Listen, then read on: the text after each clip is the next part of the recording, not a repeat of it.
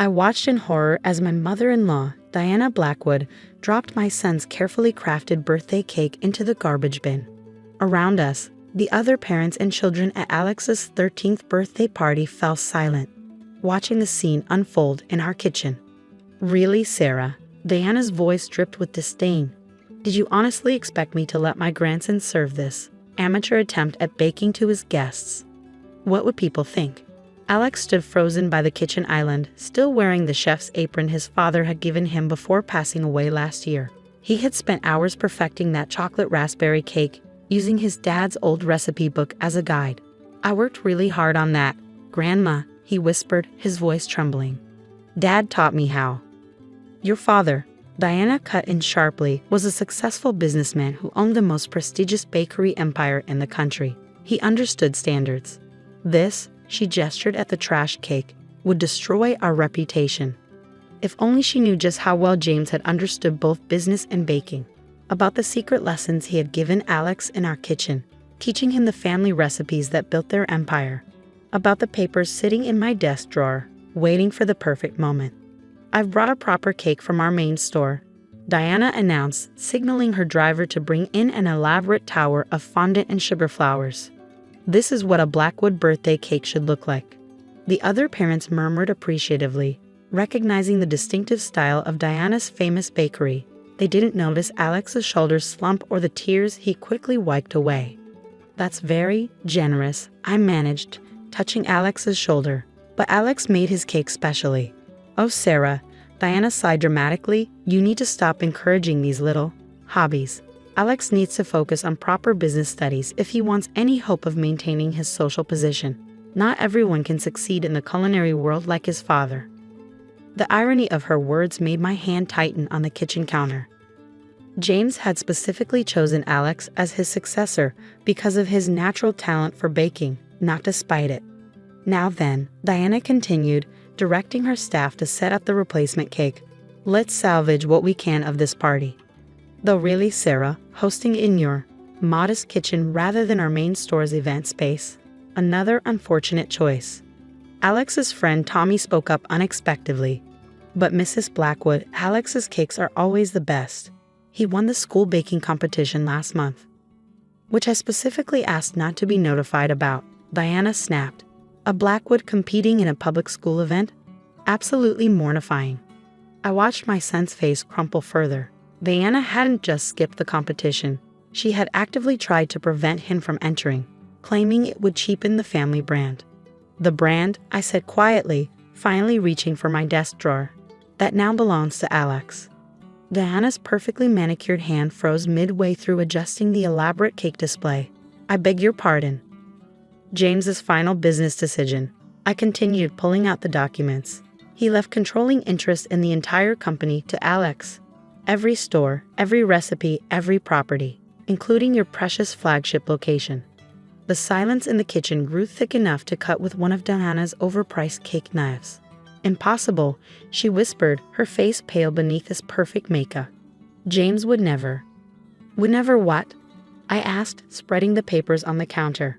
"Leave his empire to his only child? The one who spends hours practicing his father's recipes while his grandmother calls it a waste of time." Alex stepped forward, still wearing his father's apron. Is it true, Mom? Dad left me the bakeries." "All of them," I confirmed. "He knew about your talent long before he got sick. That's why he spent so much time teaching you in secret, while Grandma was busy throwing away your practice cakes." Diana snatched up the documents, her hands shaking as she read. Around us, the party guests watched in fascinated silence as the family drama unfolded. This is," she sputtered. "Completely legal," I finished. "Signed, notarized, and executed as of this morning. Happy birthday, Alex. Your father wanted you to have something special today." "But the reputation," Diana practically wailed. "The standards. He's just a child who bakes in a home kitchen." "A home kitchen?" I smiled slightly. "You mean the professional grade setup James had installed last year? The one where he taught Alex all the original family recipes, including the secret formula for your famous vanilla bean paste?" Diana's eyes widened in horror. That recipe was legendary in the baking world, known only to the most senior pastry chefs in her flagship store. "Alex," I continued, Why don't you show your grandmother your recipe notebook? The one Dad helped you create? Alex retrieved his well-worn notebook from beneath the counter, its pages filled with his careful handwriting and his father's annotations. Diana's hands trembled as she recognized James's distinctive scrawl in the margins. These are all the secret recipes," she whispered, flipping through pages of detailed instructions. "Even the triple chocolate truffle process. The one you claimed was too complex for anyone but your head pastry chef?" I asked sweetly. "Alex mastered it 3 months ago. James said he picked it up faster than anyone he'd ever taught." Tommy peered over at the open notebook. "Is that the chocolate raspberry cake recipe you used today, Alex? The one your grandma threw away?" Diana's head snapped up, suddenly realizing she had literally trashed her grandson's execution of one of their most guarded family recipes in front of witnesses.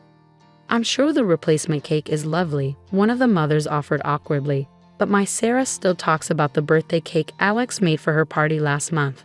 "He made Katie's graduation cake too," another parent added. "We tried to order one from your main store, but Alex was honestly better." Diana sank into a kitchen chair, her perfect posture crumbling as she watched her carefully maintained world of culinary superiority collapse. "The board meets on Monday," I continued calmly.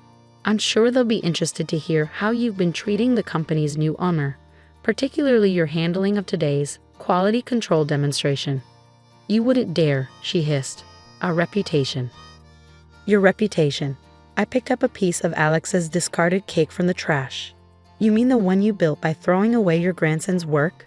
By calling him talentless while he quietly mastered every recipe your father-in-law created?"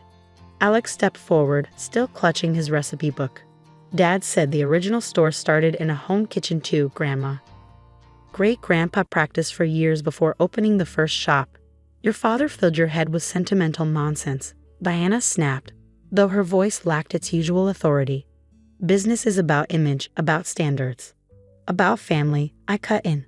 "About passing down traditions and recipes with love, not throwing them in the trash because they don't match your social pretensions."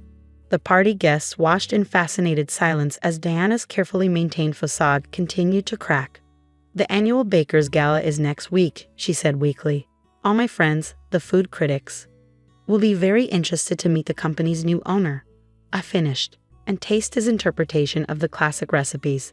Unless you prefer to explain why you've been hiding your grandson's talent, I'm sure the press would love that story." Tommy raised his hand. "Can Alex make his chocolate raspberry cake for the gala, the one you just threw away?" Other kids chimed in, several pulling out phones to show pictures of previous treats Alex had made for them. Diana watched in horror as evidence of her grandson's skill circulated among the guests. "Mom," Alex said quietly, "I want to change the company's training program. Make it open to anyone who loves baking, not just people from fancy culinary schools. Like your father wanted," I smiled. "Before certain people insisted on making it exclusive." Diana clutched her designer handbag like a shield. "This isn't over." Actually, I handed her one final document. "It is. Your personal account at all our locations has been suspended. I hear there's a lovely grocery store bakery down the street that might be more appropriate for your new position." The professional cake Diana had brought sat forgotten on the counter as Alex's friends gathered around him, asking about recipes and sharing stories of his previous baking successes. The grandson she had dismissed as an embarrassment was suddenly the center of attention, for all the right reasons. "We should remake your cake," Tommy suggested. "Show everyone how it's supposed to look." "Actually," I smiled, opening the refrigerator, "Mom always makes a backup when Grandma visits." I pulled out an identical chocolate raspberry cake, perfectly frosted and decorated with fresh berries. Diana's face flushed as Alex's friends cheered. "You knew? You planned this?" "Like father, like son," I replied quietly. "James taught Alex more than just recipes. He taught him to always be prepared for people who care more about appearances than substance." Alex carefully placed 13 candles on his backup cake. "Dad said the secret ingredient isn't in the recipe book, Grandma. He said it's love." "Ridiculous sentiment," Diana muttered, but her voice cracked as she watched her grandson recreate the careful decorating technique James had perfected years ago. "The board meeting on Monday," I continued, "will include a tasting. Alex will present his versions of the classic recipes, including the ones you claimed he'd never master. You can't expect me to sit there while a child. While the honor, I corrected, demonstrates his expertise. Actually, your attendance is optional, like your position as brand ambassador. The color drained from Diana's face. That position, with its generous salary and social prestige, had been her pride and joy for decades. You wouldn't dare remove me. The social connections, the publicity, can easily be managed by someone who actually appreciates our company's heritage, I finished. Someone who doesn't throw award-winning cakes in the trash. Alex looked up from his cake decorating. Grandma can stay, Mom. But she has to start in the kitchen, like great-grandpa did. Dad said that's where you learn the real heart of baking.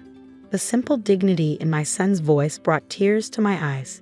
Even after everything, he showed more grace than his grandmother ever had. You heard the owner, I told Diana. Though I hear the dishes get pretty sticky during training.